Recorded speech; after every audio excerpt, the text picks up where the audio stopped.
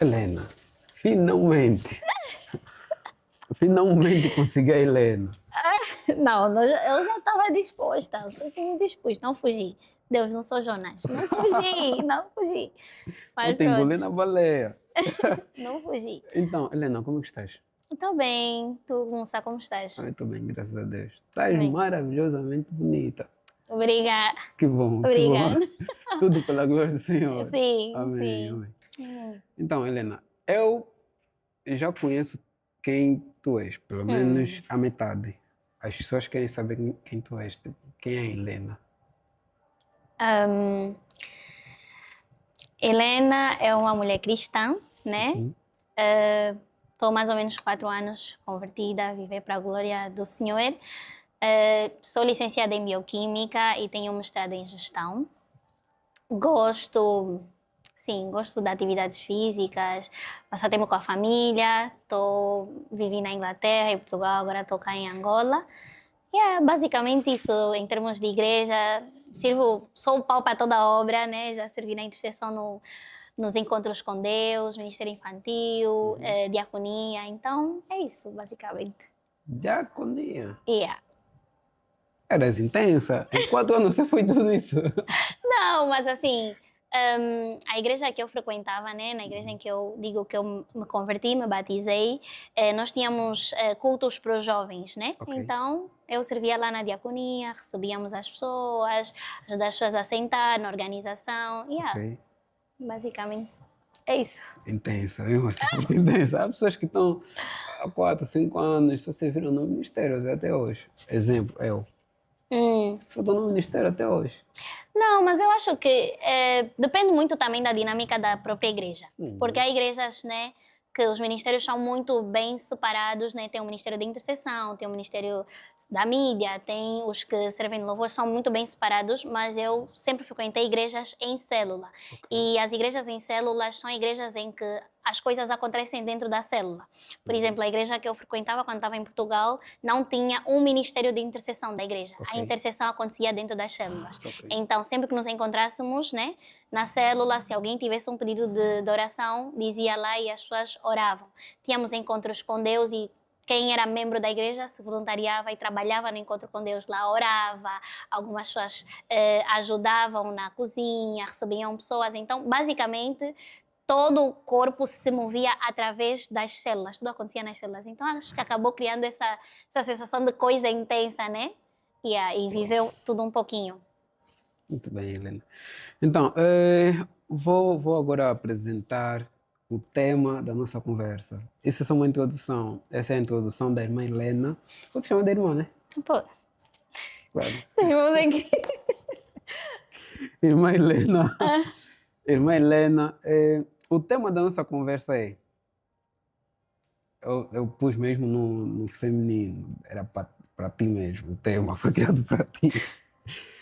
A René vai ser a próxima. É, Então, o tema da nossa conversa.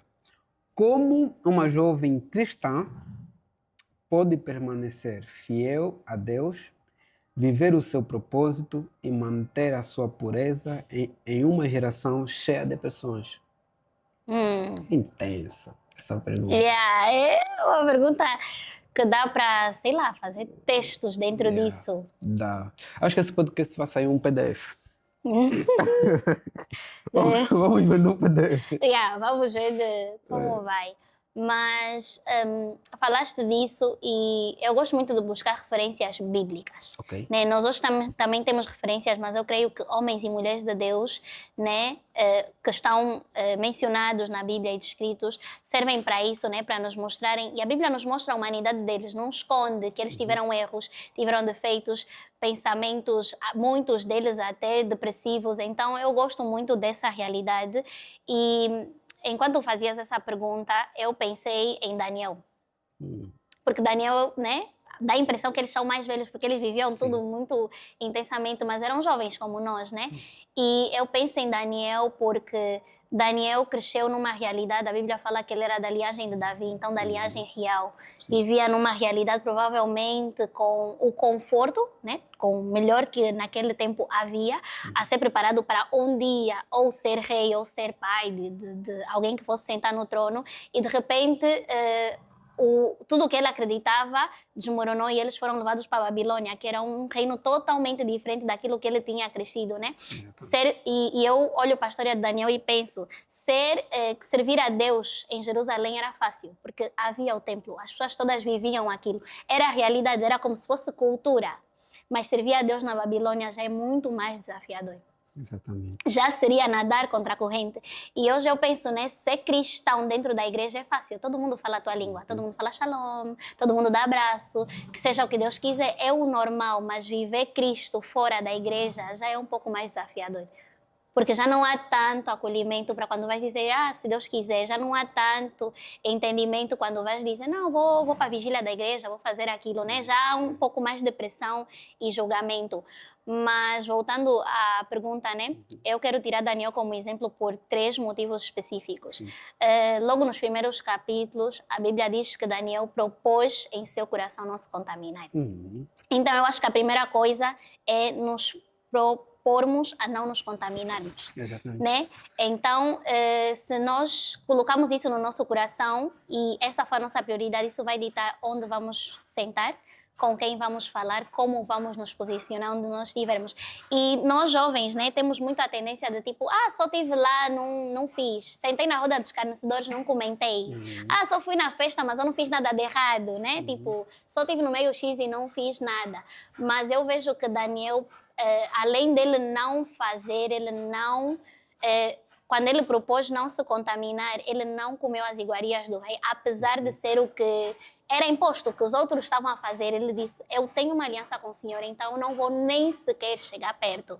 Eu não vou nem sequer correr o risco de contaminar. Então eu acho que tudo começa no nosso coração, né? Quando nós levamos essa aliança de forma tão séria que nós dizemos, eu não posso nem correr o risco de perder, eu não posso nem correr o risco de contaminar, né? Aquilo, ok, não faz mal, mas faz bem. Porque ninguém vive só do que não faz mal, nós precisamos viver com o que faz bem. Então, para mim, a primeira coisa seria propormos em nosso coração não nos contaminarmos, como Daniel propôs. Segundo, o que eu levo da história de Daniel é a oração. A Bíblia diz que Daniel orava 3 vezes por dia. Daniel vivia em oração, então não basta só propormos não nos contaminar, precisamos nos alimentar. Não basta matar a carne, precisamos fortalecer o espírito. Né? Porque o próprio Espírito é que vai fazer com que nós não pequemos. Davi diz, guardei a tua palavra em meu coração para não pecar contra ti. Né? Então é guardar a palavra do Senhor nos nossos corações e ouvir o direcionamento do Espírito Santo. Né? De nada adianta não irmos para certos lugares se dentro das nossas casas nós não trazemos o reino dos céus. Né? Dentro das nossas casas nós não praticamos o Mateus 6,6, ir para o quarto, fechar a porta e orar. Né? De nada adianta dizer eu não sento na roda dos escarnecedores quando a tua casa não é um lugar onde tem a presença de Deus. Né? Porque não existe neutro, não existe lugar neutro. Né? Ou é um lado ou é o outro. E a terceira coisa que eu penso sobre a história de Daniel, né, é ter uma comunidade. Daniel tinha Mesaque, Abdenego e o outro esqueci o nome.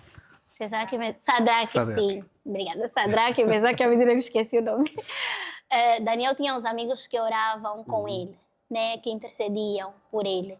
E eu acho que é importante isso, nós termos uma comunidade, termos igreja, termos amigos, termos células, termos tribos, termos pessoas que fortalecem a nossa fé. E quando eu penso nisso, eu lembro de um versículo que eu gosto muito, que está no livro de Pedro, acho que é 1 Pedro, em que fala que o inimigo anda como um leão, rugindo ao redor, né, procurando a quem pode tragar. E sempre que eu leio ou penso nisso, eu lembro daquelas imagens do National Geographic que todo mundo já viu quando estava passando na televisão, né? Que é como os leões ou as leoas caçam, né? Que eles observam primeiro o grupo, né? A manada, e olham para o primeiro que se afasta da manada e só depois atacam. As leoas não atacam uma manada inteira. Elas não atacam os leões todos juntos. Elas olham de forma paciente, esperando que um se afaste e se torne presa fácil para atacar. né? Então foi intencional quando Pedro diz que o leão anda ao derredor, fugindo, procurando a quem pode tragar, né? Procurando a presa fácil, procurando quem se distanciou de quem podia ajudar, né? Então eu acho que é intencional isso e nós como cristãos precisamos de pessoas para que fortaleçam a nossa fé, pessoas que nos ajudem nessa caminhada, né? A salvação é individual, mas a caminhada até o reino dos céus não precisa ser, porque o próprio Senhor fala sobre a comunhão. O próprio Senhor se assentou na mesa, teve discípulos, andou com pessoas, né? Então eu acho que isso nos fortalece, isso nos ajuda. Quando eu não puder orar, alguém vai orar por mim. Quando eu precisar de confessar, eu vou confessar para que alguém ore por mim. A fé vem por ouvir a palavra de Deus. Quando eu tiver com a minha fé lá embaixo, eu vou ouvir a palavra de Deus, vou ouvir alguém falar, vou ouvir alguém me lembrar da bondade do Senhor. Então eu acho que esse é o terceiro passo que eu pego da história de Daniel sobre como permanecer, né, numa sociedade corrompida, se podemos assim dizer. Yeah. Muito bom. Olha, essa foi boa. Então, Helena, eu quis perceber como é que nós conseguimos nos manter, no teu caso, por exemplo, para mulheres, como é que nesta sociedade tão intensa, como é que nós conseguimos nos manter pura, sã para Cristo, sendo que estamos dentro de uma sociedade que aceita tudo, né, que aprova tudo, quase tudo. Como é que nós conseguimos, como cristãos, como filhos de Deus, nos manter puros, ou manter a nossa pureza no meio social como este? Uma coisa que eu, por acaso, falo muito, né, com amigas, é sobre nós guardarmos o nosso coração. A palavra diz, né, sobre tudo que se pode guardar, guardai o vosso coração, porque dele procede, é fonte de vida, né, procede das fontes de vida. E eu acho que o segredo está em guardarmos o nosso coração, porque também diz que os olhos são a janela para a nossa alma. Então, tudo que nós vemos e ouvimos acaba trazendo para nós os pensamentos, sensações e emoções, e nós estamos numa era com muita distração, com muita informação, tudo é muito fácil de ver, né? Tudo é muito fácil de imaginar, né? Cada vez mais expostos a conteúdos erotizados e cada vez mais expostos a uma realidade que se calhar não seja a nossa, né? Então eu acho que como cristãos a primeira coisa que nós devemos fazer para nos preservar é guardar os nossos olhos, guardar os nossos ouvidos, né? Da mesma forma que a fé vem por ouvir, a falta de fé também vem por ouvir coisas erradas, né? Então, quando nós vemos e ouvimos o que não está alinhado, né? Aquilo meio que acaba ficando dentro de nós. E quando a palavra de Deus fala sobre coração, não fala do órgão em si, mas fala do centro dos nossos pensamentos e emoções. Então, tudo que vemos ou ouvimos tem um impacto na nossa alma, né? Nos nossos pensamentos, nas nossas emoções. Então, é guardar, né? Tudo me é lícito, mas nem tudo me convém. Eu não preciso ouvir tudo, não preciso ver tudo. Eu, às vezes, falo, né, por exemplo, com amigas, né? E é só nós vermos, quanto mais nós nos alimentamos de conteúdo, deixa ver, quanto mais nos alimentamos de certos conteúdos, do tipo músicas muito eróticas e séries e tudo mais, não tem como não pensar nisso, né? Estás numa realidade em que tu estás num suposto, né, ou famoso, como dizem, tempo de espera. Crês em Deus, crês na santidade, buscas a santidade, estás num tempo em que tu aguardas a promessa de Deus, porque imaginemos que o Senhor tem uma promessa para ti sobre casamento, mas passas a vida a te alimentar de séries que falam de um tipo de relacionamento totalmente contrário ao relacionamento que tu acreditas segundo a Bíblia. Né? Passas a vida a te alimentar de músicas que te levam a pensar em coisas que não agregam. Não tem como, né? Porque a própria palavra de Deus diz que o que contamina não é o que entra, né? Mas é o que está dentro do coração. Né? Isso sim contamina. Então eu acho que o primeiro guardarmos os nossos olhos e os nossos ouvidos. Então significa que agora só vamos ver conteúdo cristão. Não é sobre só ver conteúdo cristão, né? Mas é sobre nós entendermos o que realmente está a edificar e o que não está a edificar. É sobre nós termos noção que muita coisa que nós escolhemos nos alimentar está a nos levar para um caminho oposto, está a nos levar a acreditar numa coisa oposta, né? Se tu crês num relacionamento segundo a palavra de Deus, tu te alimentas de séries, filmes, músicas e coisas que te fazem pensar num outro tipo de relacionamento ou num outro tipo de verdade amorosa. É um pouco contraditório, né? Então eu acho que tem a ver com isso, de nós termos muita atenção com o que nós consumimos, com o que nós vemos, né? Seria para mim o primeiro passo. Olha, quando disseste sobre o ver sempre, nesse caso o que nós consumimos, me fez voltar em Gênesis capítulo 3, né, versículo 1, nesse caso a queda do homem. Uhum. Eu estava a ler há dias, eu percebi que a Eva caiu por quê? Primeiro, ouviu, né, ouviu a serpente, ali, viu a fruta, nesse caso, e a fruta, segundo a Bíblia, diz que a fruta era agradável aos seus olhos. Lhe pareceu agradável. Exatamente. Então, o que nós vemos, o que nós ouvimos, influencia na decisão que vem. Por isso é que o que me surpreendeu mais é que a serpente disse depois, né?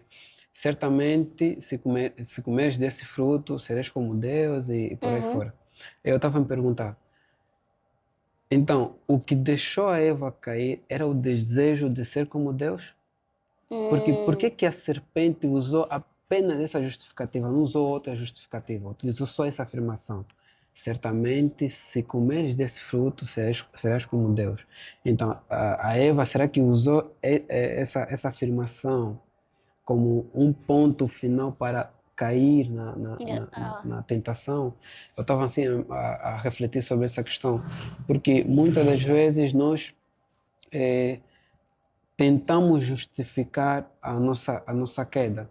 Por isso é que o Adão, quando Deus viu e perguntou a ele, ele disse, a mulher que o Senhor me deu, lá em outras Sim, versões, foi ela que me deu o fruto. que me deu o fruto. E eu estava falando, mas por que você está justificando o pecado? Você Uhum. pecou. Ou seja, ali o problema não era você aceitar, era desobedecer a Deus. Porque todos receberam a mesma orientação, só que vocês decidiram desobedecer a Deus. Ou seja, se Adão decidisse não aceitar o fruto da árvore, talvez não sentiriam dor e alma. Vamos ter que ter essa conversa no céu. Vou ter que ter essa conversa com ele lá do Tens céu. que ter uma conversa no céu. Isso é muito bom. Enquanto falavas disso, né, da serpente, né, que era Satanás, ter usado essa estratégia, né, certamente serás contra Deus, serás como Deus, me faz pensar na questão da identidade. Exato. Que muitas vezes quando nós pecamos é por falta de certeza da nossa identidade. E Satanás sempre ataca essa identidade, né? Porque a Bíblia diz que Deus nos criou à imagem e semelhança dele. Então Eva já era como Deus é. Só ela é que não sabia. Ela já era como Deus é. Então, a falta de identidade nos Sim, leva... a falta de sabedoria ou de certeza na nossa identidade nos faz muitas das vezes pecar contra Deus. E o inimigo ataca sempre lá. Porque quando Satanás apareceu para Jesus no deserto, disse, se és filho de Deus. Mas um pouquinho antes, quando Jesus foi batizado, os céus se abriram e ouviu-se uma voz do céu. Este é o meu filho amado. Então Deus tinha dito, meu filho. Mas Satanás disse, se realmente és. Deus tinha criado Adão e Eva e disse que criou a imagem e semelhança de Deus. Mas o que a serpente fez? Se comeres serás como Deus, mas ela já era como Deus.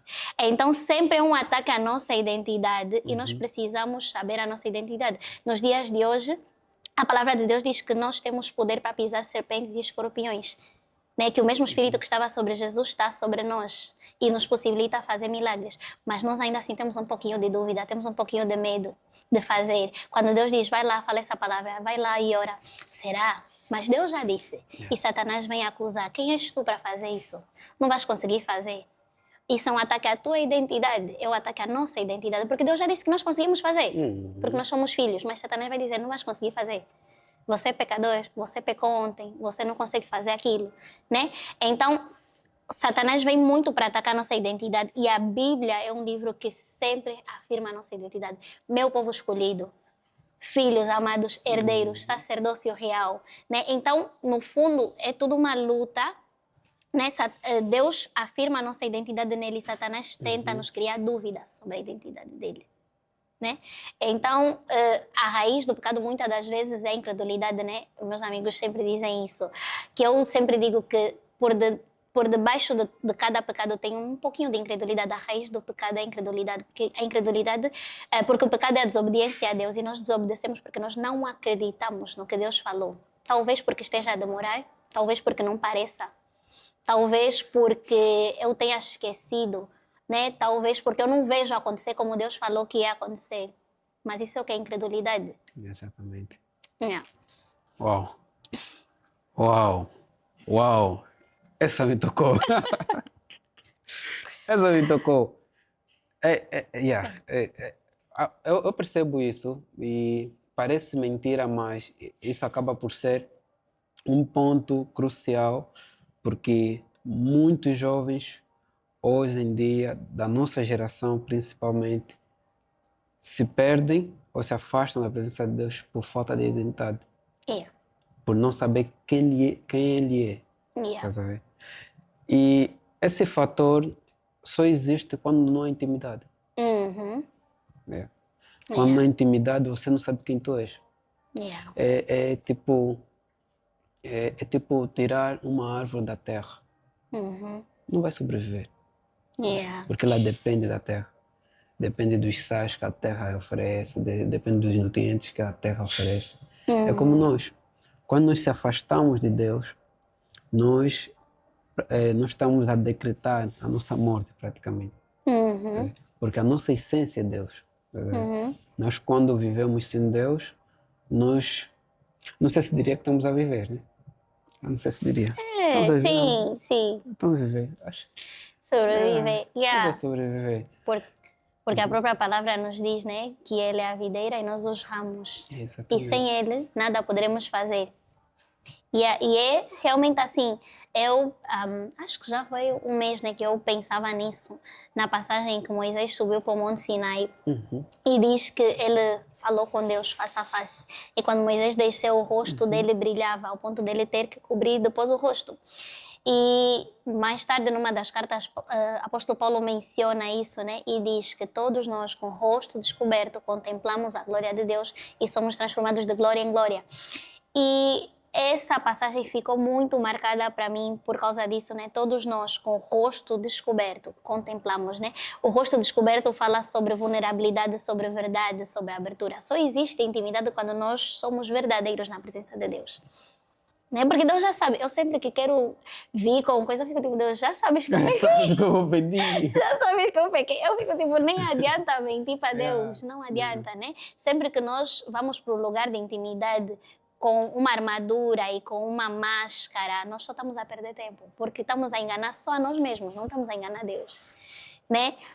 Então, se com o rosto descoberto, né, falando sobre vulnerabilidade, sobre verdade, sobre honestidade, Deus, eu não consigo não pecar nessa área. Deus, eu não estou a conseguir fazer a tua vontade. Deus, eu sei que o Senhor mandou, mas eu tenho medo. Deus, eu sei que o Senhor já falou, mas eu não estou a conseguir crer, eu não estou a conseguir ver. Se com o rosto descoberto nós contemplamos o Senhor, nós seremos transformados de glória em glória. Amém.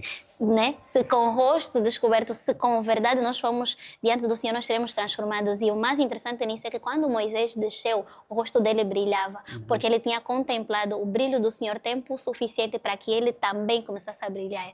Né? E quando nós somos transformados de glória em glória, nós nos transformamos, nós nos tornamos parecidos ao Senhor. Então, quanto mais nós contemplamos a Deus, né, com vulnerabilidade, com o rosto descoberto, nós nos parecemos a Ele. Moisés desceu a brilhar, né? Então, e o brilho era tão intenso que ele precisou tapar o rosto. Mas esse brilho não vinha de Moisés, vinha de quem Moisés contemplou. Moisés contemplou Deus tanto tempo ou durante tempo suficiente para que ele começasse a ter características do próprio Deus.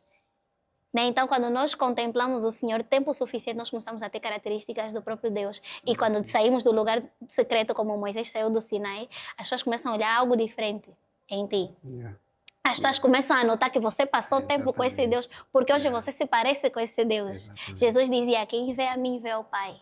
E eu sempre me pergunto isso, nem falo como amiga, quem vê a mim, vê o Pai? Porque Jesus diz, quem vê a mim vê o Pai. Quem vê a mim está a ver o Pai. Na verdade, essa é a pergunta que todo cristão deveria se fazer. Yeah. Eu estou a representar a Deus, né?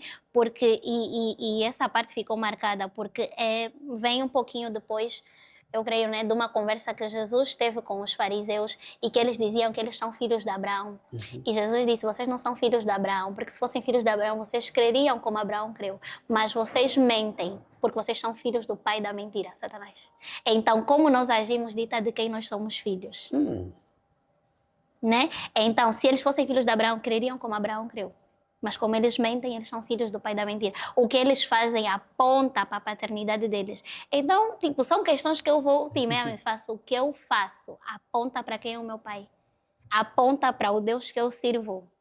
Senão, eu preciso realmente, com o rosto descoberto, continuar a contemplar esse Deus. Ou contemplar mais ainda para que eu seja transformada. E essa parte do rosto descoberto é algo que, para mim, ficou muito marcado, porque vivendo numa realidade religiosa, né? Por exemplo, na Europa, é fácil encontrar alguém que não acredita em Deus, não vai para a igreja, é normal, mas na nossa sociedade angolana todo mundo é cristão, é difícil encontrar um ateu. Vamos já lhe dizer que é feiticeiro. Aqui eu acredito em Deus, ou és feiticeiro, não existe. Sou ateu por escolha. Não, acredito em Deus, és feiticeiro. Então, nós todos acreditamos em Deus, volta e meia vamos para a igreja, principalmente na Páscoa e tudo mais, vamos para a igreja. Mas quantos de nós estamos com o rosto descoberto diante do Senhor? Quantos de nós entendemos que nós precisamos ser vulneráveis na presença de Deus, porque lá é que há conserto? Né? Quantos de nós entendemos que nós não somos bons? Nós não somos bons, nós não vamos para o céu porque somos bons. Quantos de nós dizemos no lugar secreto, Senhor, eu sou mentirosa. Sou mentirosa, não estou a conseguir não mentir, Deus. Não estou a conseguir não pensar naquele pecado, não estou a conseguir fazer a tua vontade, não estou a conseguir não estou a conseguir ir contra a maré, não estou a conseguir me posicionar nos lugares em que o Senhor me mandou me posicionar. Quantos de nós somos capazes de pedir ajuda ao Senhor na presença de Deus, né? Então, basicamente, é isso. Até eu estava aqui a pensar. Helena, existe um propósito sem renúncia? Bem, o propósito, boa pergunta. O propósito, eu acho que ele é o que nós fomos criados para ser.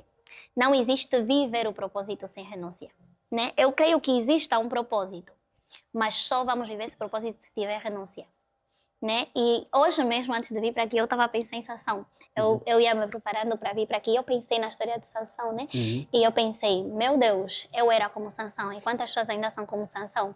Por quê? Porque o meu processo de conversão... o meu processo de conversão... Foi estranho. Isso significa o quê? Não, tu mostraste 5 minutos, né? 5 minutos. Agora, significa o quê? Esses 2 minutos? Falta 2 minutos para terminar. Isso vai terminar depois e botar o REC de novo. Não é necessário avisar. É só fazer. Isso vai entrar na live, no vídeo. Não vamos cortar nada disso. Oh, meu Deus. Vai tudo. Mas pronto, voltando. Helena, existe uma vida de propósito sem renúncia? Acho que a pergunta seria assim. Existe uma vida de propósito sem renúncia? Não tem como viver o propósito de Deus sem renunciar.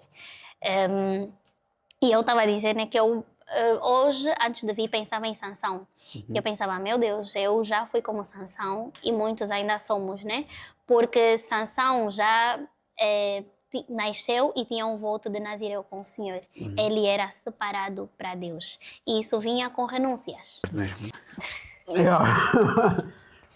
Tivemos um problema técnico, mas voltamos. É um problema técnico mesmo. Voltamos, estamos de novo, só que nós perdemos a fala. Isso significa que vamos ter que ir num outro tema ou numa outra abordagem. Nem parece que eu estou aparecendo no vídeo. Estou aparecendo mesmo. Vamos criar aqui uma outra abordagem. O mesmo tema, mas uma outra abordagem. Ou não. Mas tem que fazer tudo? Refazer tudo? Não. estamos a conversar. O podcast já começou há bastante tempo. Sim, mas disseste que, que perdemos. Não, eu perdi. Não sei se tu perdeste. Se não perdeste, podemos Ah, te o dar continuidade. fio. O fio, sim. Não lembro. Não lembras. Porque no meu disse que teve várias perguntas soltas, então me Exatamente. fizeram perder o fio. Os cortes. Eu só estou a imaginar já nos cortes. Os cortes. Os A mente cortes. técnica já está Os distante. cortes aqui hoje. Ai, meu Ah. Deus. Helena. Uhum. Helena. Sou eu. Tá a ser muito agradável conversar contigo. Muito mesmo. Obrigada, está a ser muito, muito bom. Né? Muito bom. Pensaste que seria diferente, né? Tudo robotizado, perguntas são assim, direto, né? Não, por acaso até não, porque eu já vi o primeiro podcast, né? Eu vi o primeiro, Não, então. feliz. E eu falo muito, então fico à vontade, né? Só dá assim um pouquinho de. Não, eu gosto de ouvir. Pessoalmente, eu gosto de ouvir. Uma boa característica, eu gosto muito de falar. Aí, Eu gosto muito de calhaste falar. num bom podcast.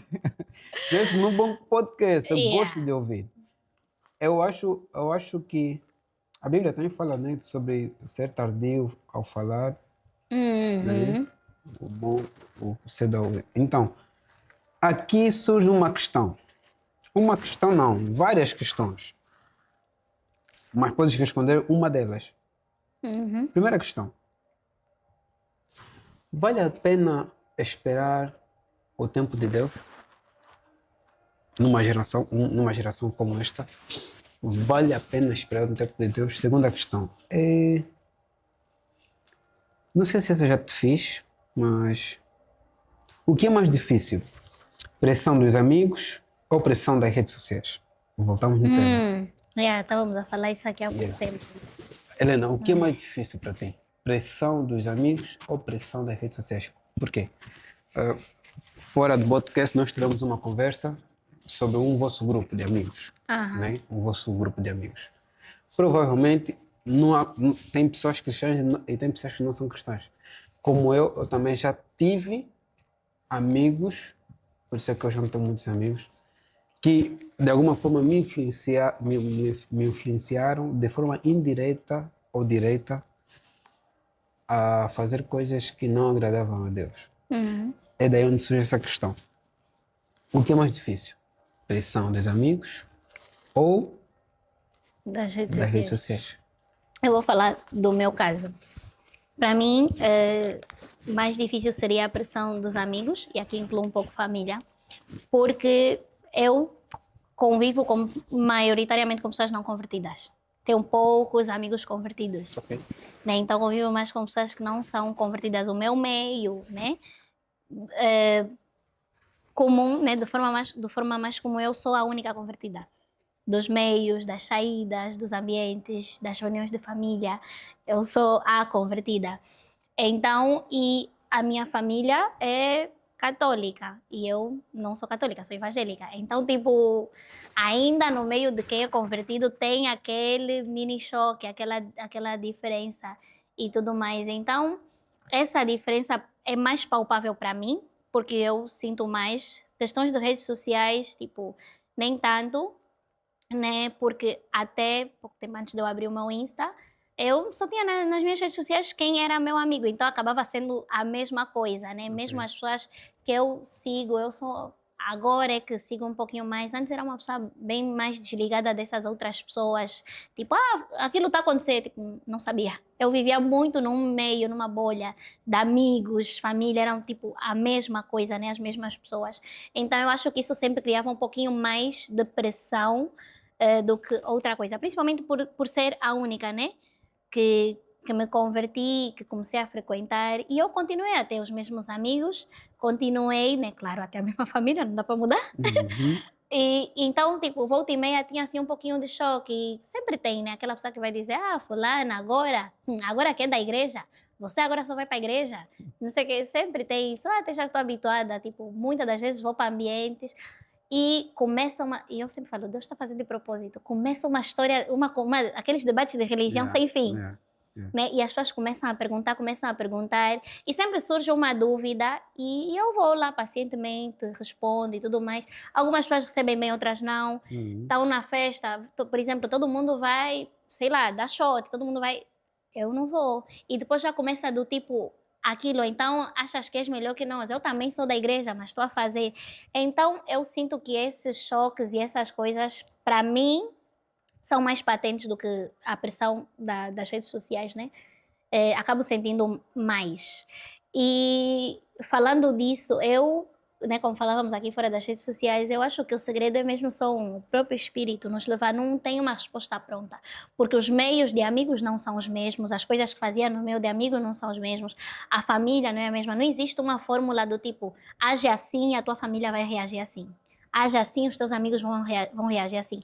Podes te posicionar e os teus amigos entenderem e continuarem a ser teus amigos nessa nova realidade, nova vida. Mas podes te posicionar e perder amigos. Não existe uma fórmula de faz isso e vais ter aquele resultado, né? Existe o Espírito Santo que nos direciona a agir.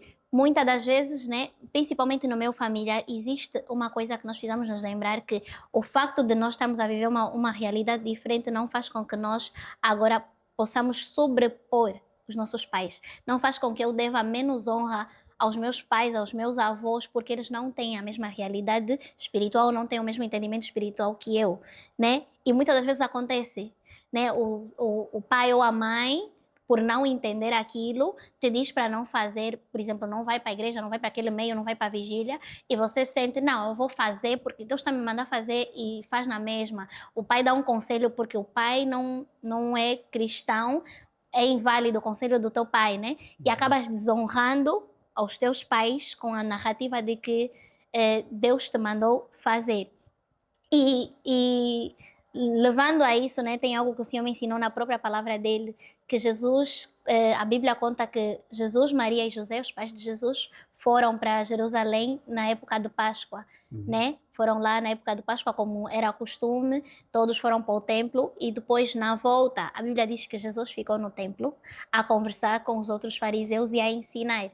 Né? Depois de já um tempo de viagem, Maria se apercebeu que Jesus não estava na caravana. E eles ficaram todos preocupados e voltaram. Quando eles voltaram, encontraram Jesus com 12 anos no templo a falar e a ensinar para os fariseus, né? Mas Maria ficou chateada e a Bíblia diz que Maria ficou chateada com José e disse, com Jesus e disse que deixou todos preocupados que ele não podia fazer isso. E Jesus disse, mas mãe, eu estou na casa do meu pai, né? A fazer o que meu pai me mandou. Mas ainda assim a Bíblia diz que Maria ficou chateada com Jesus e ralhou e disse que não voltasse a fazer. E a Bíblia diz, e Jesus obedeceu.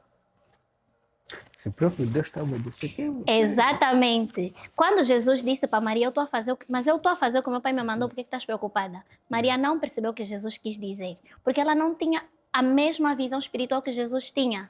Não tinha o mesmo entendimento que Jesus. Mas Jesus, vendo que Maria não percebeu e vendo que a mãe tinha lhe dado uma ordem, ele obedeceu. O próprio Jesus obedeceu os pais, mesmo sabendo que os pais só não concordaram porque não tinham a mesma visão. Né? Jesus honrou o que os pais disseram. Quem somos nós para achar que somos mais que os nossos pais e não honramos os nossos pais? Né? Então eu acho que tem muito a ver com isso, principalmente dentro de casa. O próprio Espírito precisa nos guiar. Há horas em que nós vamos nos posicionar e falar, mas há horas que nós vamos ouvir e orar no nosso quarto, pedir para que o Senhor arranque as camas dos olhos, pedir para que o Senhor direcione, porque ter um entendimento espiritual diferente dos teus pais não faz com que tu sejas mais ou tenhas mais autoridade. Quando a palavra de Deus diz, né, para amar os nossos pais, quando a palavra de Deus diz para que os filhos sejam obedientes aos pais, não diz se o teu pai foi cristão. Diz seja obediente, para que se prolongue os teus dias na terra. Não diz seja obediente se o teu pai for cristão, não. Seja obediente se o teu pai for bom. Diz seja obediente ao teu pai. Né? Então eu acho que essa dinâmica é que é um pouquinho difícil às vezes com os pais de vou honrar, não vou desobedecer, vou seguir a Deus, vou orar, vou fazer, né? Mesmo com amigos, vou mostrar Cristo sem parecer que sou melhor que eles, vou abraçar como Cristo abraçou, mas vou me posicionar também como o Senhor se posicionou. Essa dinâmica é mais difícil, principalmente porque a própria palavra diz que o profeta não tem honra na sua própria casa. É fácil quem na igreja só te vê agora dizer, não, fulano é alguém cheio do Espírito Santo, mas dentro de casa que já te viram a pecar. No meio dos teus amigos que também já te viram a fazer aquilo, agora queres dar uma de santo, agora queres me dar lição de moral porque já não fazes. É muito mais difícil perto dessa realidade, né? Tu exprimires Cristo do que na igreja, que só estão a conhecer o irmão Mussa agora aqui, já é convertido, já é bonzinho. Ninguém sabe o teu podre, ninguém sabe o teu ponto fraco, né? Ninguém sabe como te acusar, mas os teus Exatamente. amigos, a tua família, eles sabem como. Uhum. E aquilo vai requerer mais domínio próprio, vai requerer mais ouvir de Deus, vai requerer mais ser manso, vai requerer mais te posicionar na hora certa, abraçar, acolher, mostrar que assim como eu mudei, você pode mudar, mostrar que o facto de eu ser hoje de Deus não significa que eu não seja mais alguém que tu podes te chegar e falar. Então eu acho que esse jogo de cintura, né, digamos assim, torna muito mais difícil e para mim é algo mais desafiador do que, por exemplo, a pressão das redes sociais, né? Isso seria para mim. Ok. Então, se agradas com o posicionamento de alguns das duas amizades, nesse caso, nas redes sociais, principalmente as amizades cristãs, tipo, a forma que as pessoas se posicionam, jovens cristãos, nas redes sociais, hoje em dia, as tuas amizades sagradas. Como eu disse, eu tenho poucas amizades cristãs, né? Porque a maior parte dos meus amigos são amigos de anos, né? E são amigos claramente de antes de eu me converter.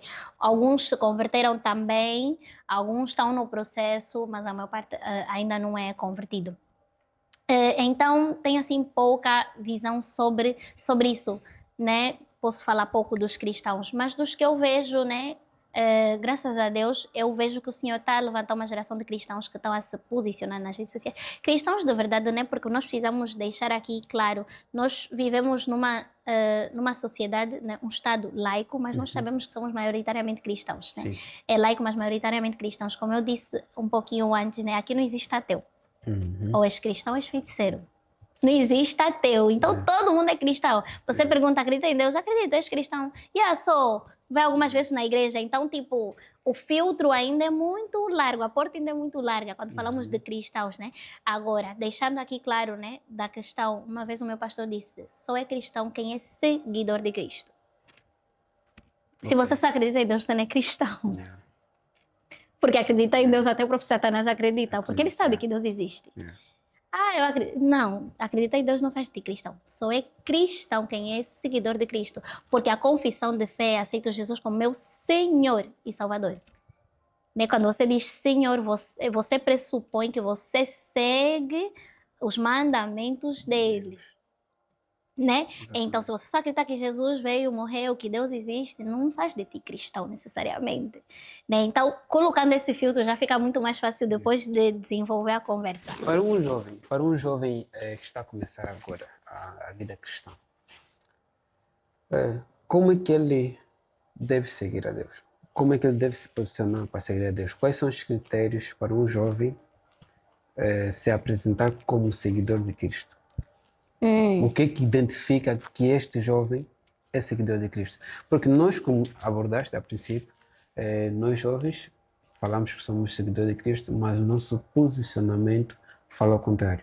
Então, quais são as características, baseando nisso, quais são as características que levam a identificar que esta pessoa é cristã? Porque no princípio também da tua abordagem, no início do podcast, tu disseste quando uma pessoa sai de um jejum, uma oração intensa, você vai ver, esse gajo estava diferente. com cota, Tá a brilhar. Está a brilhar, tem unção, tá a ver? Esse varão tem unção. Tá diferente. Então, como identificar isto, né, nos jovens atualmente?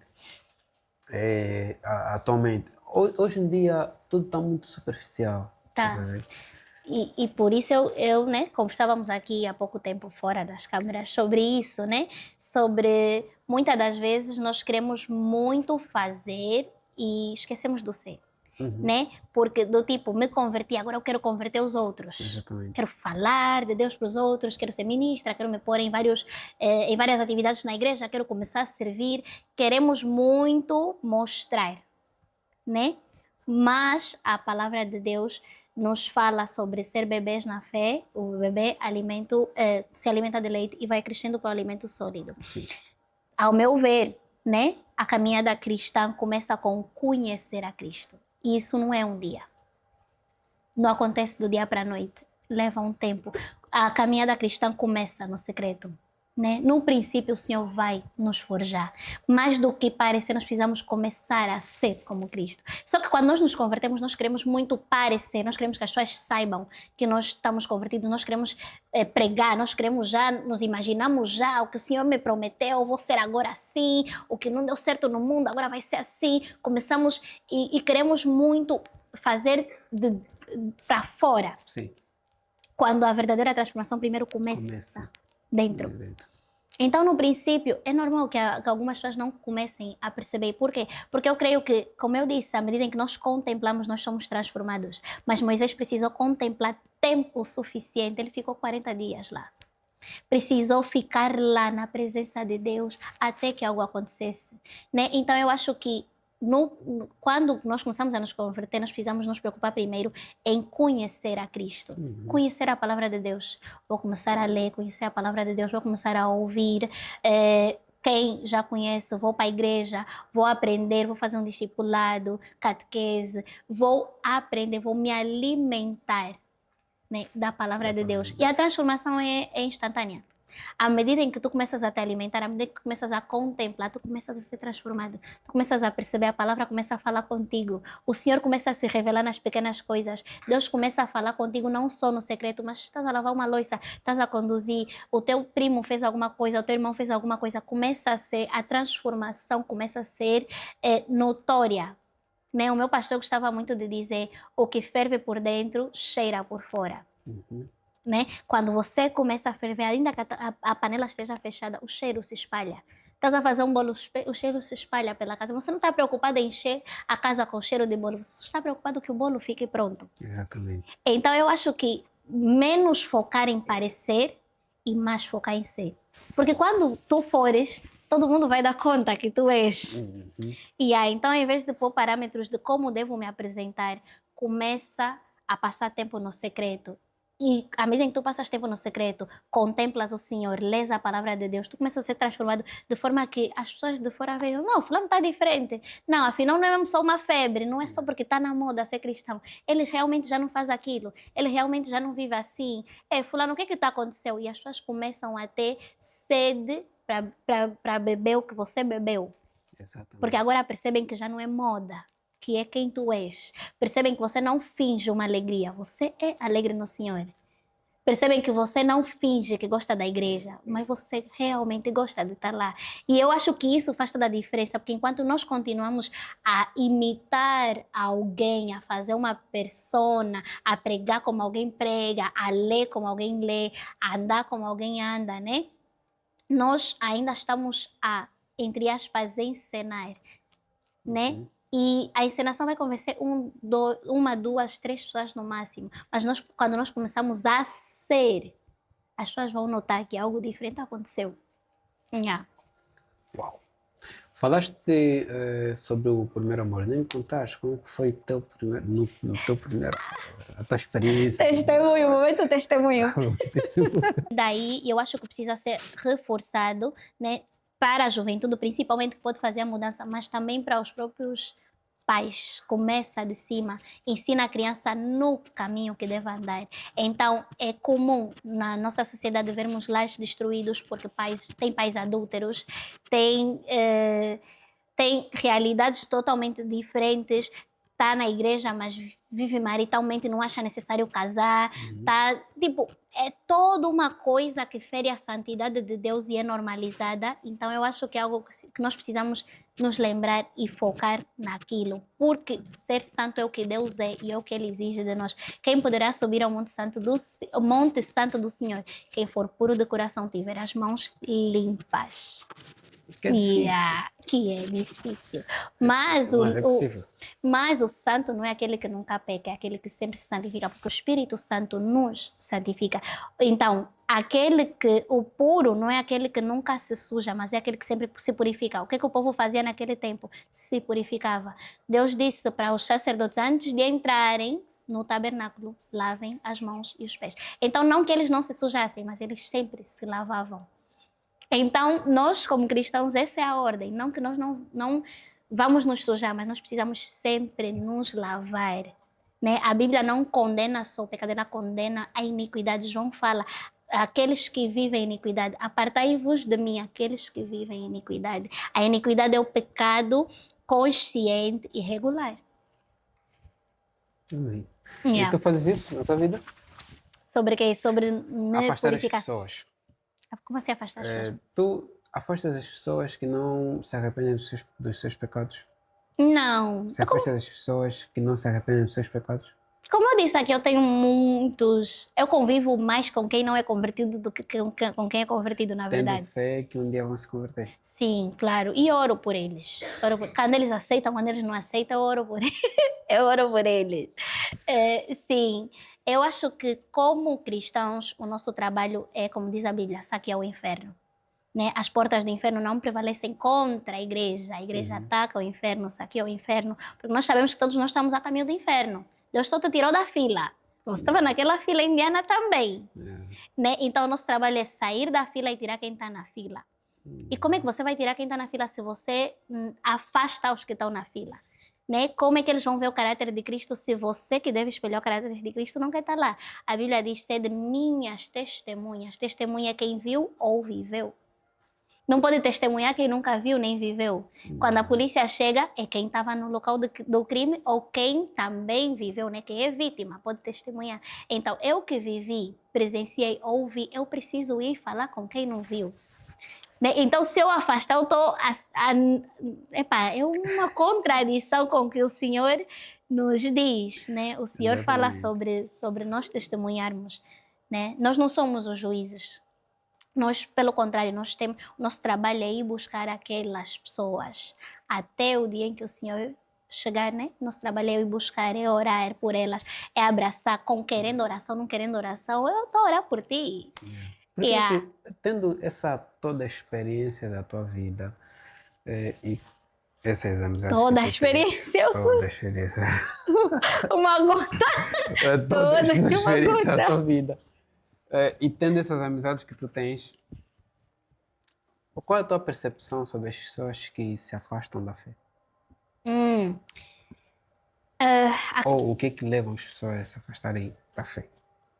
A caminhada cristã é difícil, né? A Bíblia, quando fala de não nos amoldarmos aos padrões do mundo, eu gosto muito de ser ilustrativa, a minha cabeça já viaja de novo aqui. Eu imagino, né, uma forma redonda e tu seres triangular, né? É do tipo, tá desconfortável para ti. É muito mais fácil, quando a Bíblia diz não se amoldar, é muito mais fácil tu te amoldares, porque assim tu não fazes pressão, tu não roças, tu não fazes resistência, é muito mais fácil se amoldar. Mas quando diz não te amoldes, é porque você precisa fazer uma força contrária àquilo, né? Nadar contra a maré, eu imagino, o peixe quando vai na direção, né, das ondas, ele às vezes pode fazer um esforço, às vezes pode parar, porque a onda vai lhe levar. Aquele é o percurso. Quando você vai contra a maré, você não pode parar. Porque se você parar, a maré te arrasta. Você está aí contra uma força. Você precisa exercer uma força maior do que a força que vem contra ti. Então, começar por isso. A vida cristã não é fácil. A caminhada cristã não é fácil. Né? Mas, como eu disse, Deus deixou a igreja para isso. Para ajudar. Para fortalecermos uns aos outros. Amigos para isso. E o que faz com... Acho que são vários os motivos que fazem com que alguém se afaste da fé. Decepção. Às vezes com o próprio Deus, né? Algo que eu ia refletindo já há uns dias foi sobre isso, né? Judas traiu Jesus não porque ele não viu Jesus a fazer, mas porque Jesus não fez o que ele achou que Jesus tinha que fazer. Os fariseus não aceitaram o Messias, não porque eles não criam que ele era o Messias, mas porque não era o Messias que eles idealizaram. E às vezes Deus não vai ser o Deus que nós idealizamos. Você idealizou toda uma vida, toda uma bênção, tudo o que você queria. E às vezes Deus vai vir, vai chutar o teu castelo de areia. Às vezes a decepção é com o próprio Deus. Claro que existem decepções com a igreja em si. Às vezes foste para a igreja com uma expectativa e a igreja não foi aquilo que querias. A igreja te magoou, as pessoas te magoaram, que é muito frequente, né? Mas quando eu tive essa revelação, né, sobre a decepção com o próprio Deus, eu acho que esse é um nível mais profundo. Porque é do tipo, E não é isso que eu E imaginei. era mesmo ali onde eu queria tocar. Qual é a fase mais difícil? Essa pergunta é mesmo forte. Até agora eu não respondo. É, qual, qual é a fase? É forte porque acaba por tocar um pouquinho mais no teu íntimo. Estás a ver? Aqui já estou Exa- já até ser um testemunho. Exatamente. Qual é a tua fase? Qual é a fase mais difícil mesmo que você chorou? Que você chorou. A fase mais difícil da tua vida na caminhada com Deus. Qual é a fase? Qual foi a fase mais difícil da tua vida na caminhada com Deus? A que eu estou a viver, basicamente a que eu vivi esse ano. Eu acho que foi a fase que mais me moeu. Esse ano foi a fase que mais me moeu. Esse ano tá tipo, Deus, eu estou a sobreviver esse ano porque o Senhor está aqui. Foi a fase mais difícil porque eu sinto que foi uma nova estação e que tudo virou do avesso, né? E eu realmente precisei, e talvez por isso o Senhor falou comigo sobre isso de Judas, e eu precisei me manter forte, porque eu acho que o que acontece, né, é fácil julgar Judas, mas imagina passar a vida inteira a crer num Messias e vês que ele tem. E tu vives num jugo, né? Porque o povo vivia sobre o jugo de escravatura que Roma impunha. E tu vês que ele tem poder para te libertar daquilo, mas ele não está te libertando. Do tipo, por que, que você não está fazendo? Então você não me ama. Por que, que você não está a fazer isso, né? E eu acho que são essas coisas que nos fazem, tipo, que são um murro no nosso estômago. Eu vou precisar crer mesmo vendo que não é isso que parece. Tem uma passagem em Jeremias, a passagem famosa que diz: eu sei os planos que eu tenho para vocês, planos de fazer bem e não de fazer mal. Essa frase ou esse versículo é muito conhecido. Eu sei os planos que tenho para vocês, e muitas vezes recitado. O que não se sabe é que esse versículo vem logo depois de Deus anunciar que vão ser escravos na Babilônia durante 70 anos, que a cidade vai ser destruída, que muita gente vai morrer e que quem fugir ou fizer resistência àquilo vai morrer, porque é vontade de Deus que eles sejam levados cativos. Então, como ler isso e pensar, eu sei os planos que tenho para vocês, planos de fazer bem, estão a me levar como um escravo. Estão a me levar como um Esse é o escravo. nível mais alto de fé. Yeah. Yeah. Então, é pensar que, tipo, a controvérsia que tem nisso. Se nós lermos só esse versículo, os seus planos que tenho para vocês, planos de fazer bem, não fazer mal, de prosperar, né? É algo bom. Parece que vem depois de uma promessa boa, mas vem depois de uma sentença. Vão ficar 70 anos cativos. E lendo assim não parece tão mal, mas falando de Daniel, Daniel foi castrado. Daniel foi castrado, viveu a vida dele toda naquele lugar e ele tinha promessas de ser rei. É tipo, como crer nesse Deus que trouxe essa desgraça para mim? E talvez, né, Daniel nem era parte dos que pecavam, porque Daniel era devoto ao Senhor. Eu não fiz nada de mal, mas eu estou a orar pelos meus antepassados e ainda assim, né, não estou a ver nada acontecer. Eu fiz tudo bem, mas não está a acontecer. Deus tem poder para fazer, mas não está a fazer. Por quê? Eu acho que esse é o nível de luta interna, e eu digo que o pior não é lutar contra Satanás, é contra a nossa carne, porque Deus venceu o mundo, Jesus venceu o mundo, venceu a morte, mas não venceu a nossa carne. Não venceu a nossa... E a carne está lá todos os dias. É do tipo, Deus falou contigo agora e disse, vou fazer, você está a ver, não está... Tipo, Não tá nada. vai sair de onde isso? Yeah. Né? Vai sair de onde isso? Eu acho que essa luta interna é a parte mais difícil. É do tipo, eu escolho crer em Deus. E eu acho que esse é o nível, né? Não sei, ainda não vivi outros níveis, mas é um dos níveis mais altos da maturidade cristã, porque eu vejo esse traço em muitos dos homens de Deus. Apóstolo Paulo orou ao Senhor para que tirasse o espinho na carne, mas o Senhor disse, a minha graça te basta. É do tipo, eu sei que você pode tirar, tira só já, eu estou a fazer a tua vontade, não podes fazer isso por mim. Mas Deus não tirou, né? É ver que Moisés fez tudo bem, mas quando tirou, Deus disse, não vais entrar na terra prometida. Eu que carreguei esse povo até agora. Essa história, quando chega essa Tipo, parte, é me muito deu bué. Eu tava, até hoje, eu fico, Deus, Moisés não entrou. é tipo vermos que ao longo da história bíblica, né, nós vamos vendo isso a acontecer, né? O você escolher permanecer sem entender, você escolher permanecer, mesmo que pareça que não faz sentido, é uma luta interna, todos os dias a toma dizer, não quero mais, não tenho vontade, não está a valer a pena, você dizer, mas eu sei, então eu tenho crido. Yeah. Falando disso, pronto, uma pergunta. Helena, como, como seguir, obedecer o propósito de Deus, mesmo doendo? É a história do profeta do mar. Falamos há pouco. Jonas. Jonas. Ele sabia o seu chamado, o seu propósito. Mas ele estava a escolher desobedecer a É, Deus. Porque não ia segundo a vontade dele, é. mas era sobre a vontade de Deus. Uhum. Quando chegamos nesse nível nas nossas vidas, qual é o melhor passo a se tomar? É difícil. É É muito difícil. difícil. É isso, tipo, eu acho que. E eu creio que o próprio Senhor faz isso para filhos maduros, né? Filhos maduros, filhos que entendem que é sobre a vontade do Pai, não sobre a minha vontade, que servir a Deus não é para receber algo. Porque, querendo ou não, a maior parte das pessoas vem para a igreja com isso. Nós todos, né? Viemos para a igreja porque sentimos que precisávamos de alguma coisa que o mundo não nos dava.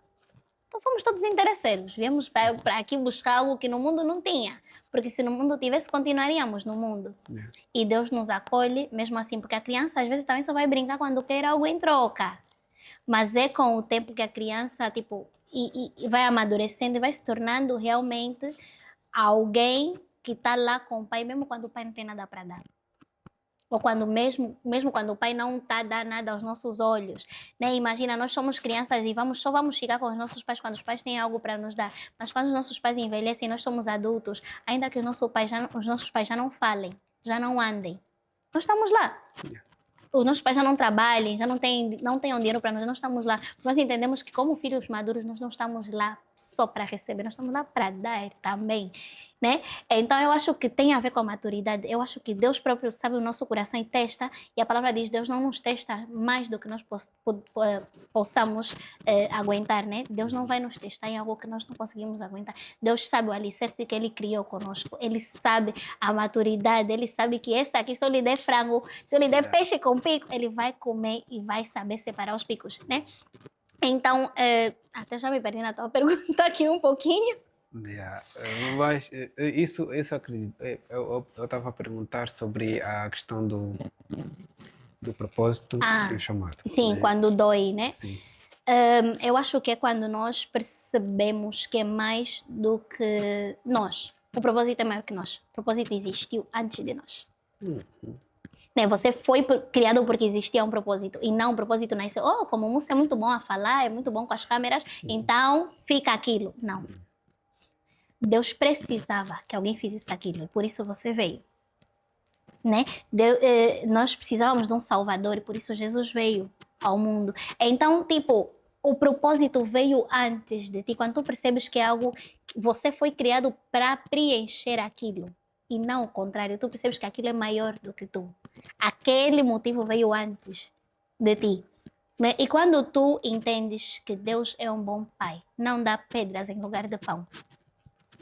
Tá a doer agora, mas Deus não, é entender que Deus não tem prazer na tua dor.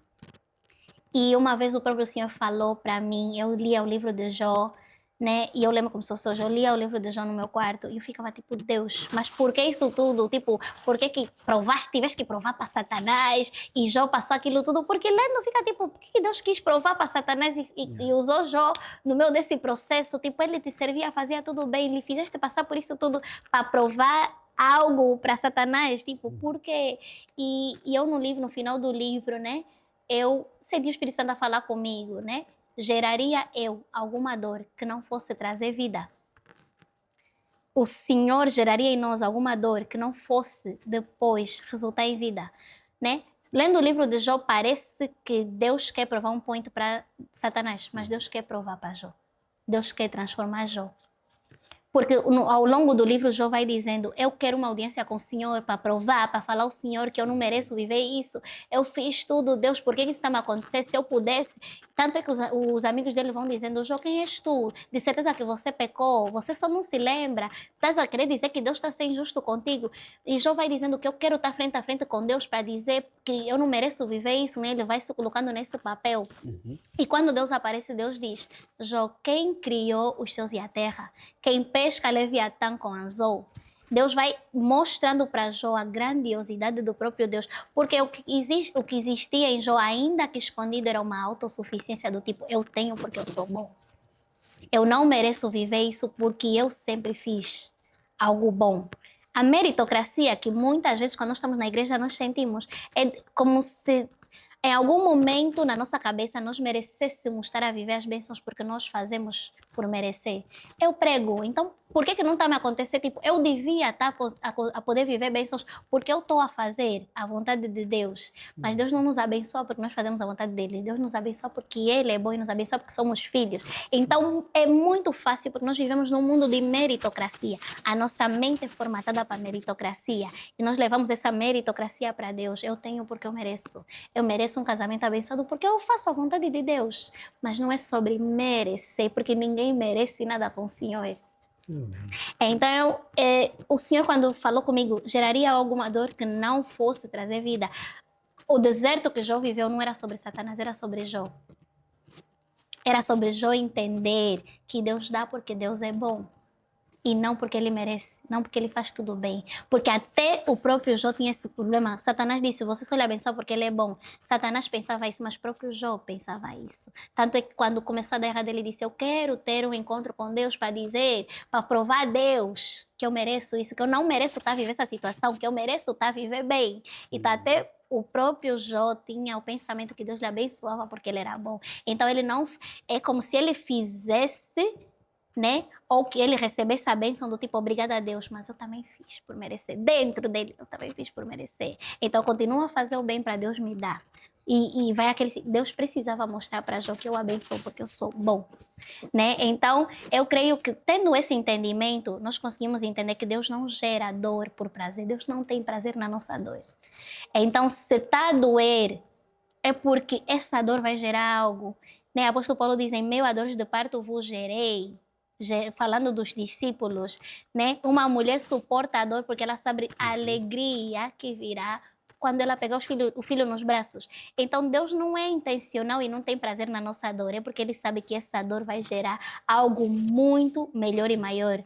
Jó teve o dobro, e mais do que ter o dobro em material, Jó teve um entendimento e uma revelação que ele não tinha antes de Deus, né? Então, eu acho que conseguimos cumprir o propósito quando, como cristãos maduros, né, voltando para a pergunta, entendemos que Deus não tem prazer na nossa dor e que Ele não gera dor sem que daí saia vida.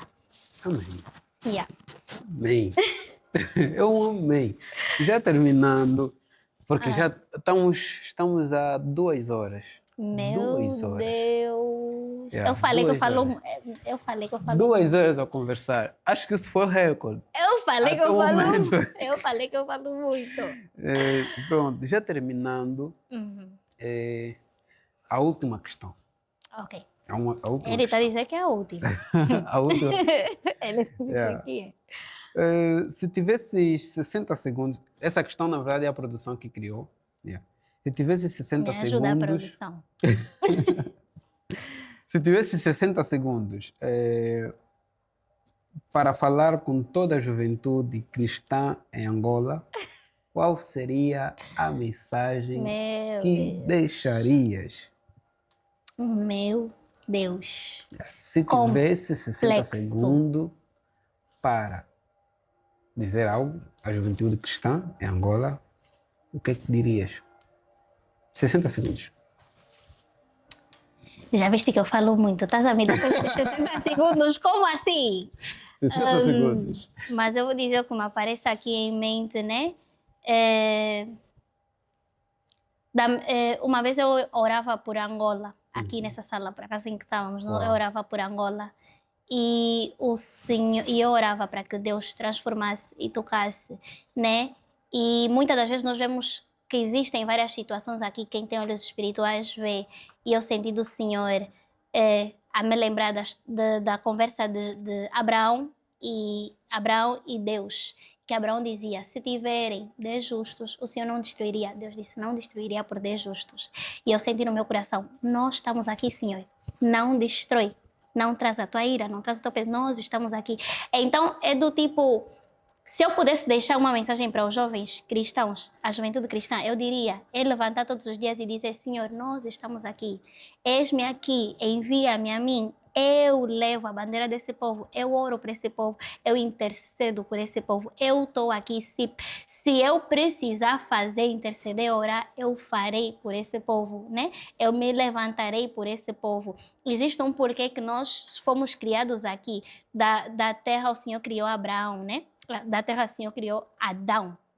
Existe uma ligação entre a terra e a pessoa. Existe um porquê de nós termos nascido aqui. Existe um porquê do Senhor nos tocar e ter nos transformado aqui. É levar realmente a bandeira, né? Quando o Senhor diz, a quem eu enviarei, Isaías diz, eis-me aqui, envia-me a mim. Então essa mensagem, cada jovem lembra, eis-me aqui, envia-me a mim. Não é só sobre orar sobre a minha casa, não é só sobre orar sobre a minha igreja, é sobre orar por toda a juventude. Eis-me aqui, envia-me a mim, Senhor. Não destrói, não manda a tua ira, porque nós estamos aqui. Justo não é quem é bom, é quem foi justificado. Então, se você Amém. foi justificado, você diz, eu estou aqui, Senhor. Não destrói, não manda a tua ira. Eis-me aqui, envia-me a mim, que eu falarei com aquele povo por intermédio de ti, né?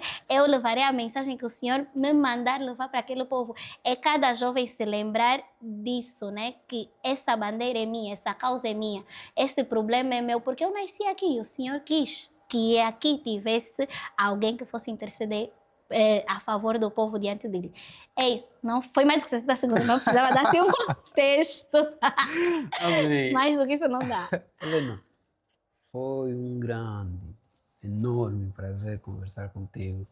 O É uma prazer foi todo honra. meu. Foi uma honra. Eu espero contar contigo nos próximos episódios para abordarmos de diversos assuntos. Então é isso. Que Deus vos abençoe. O podcast termina agora. Eu sou Mussa Martins, ela é Helena Pedro. E estamos no podcast cristão. Estamos juntos. Tchau. Beijo.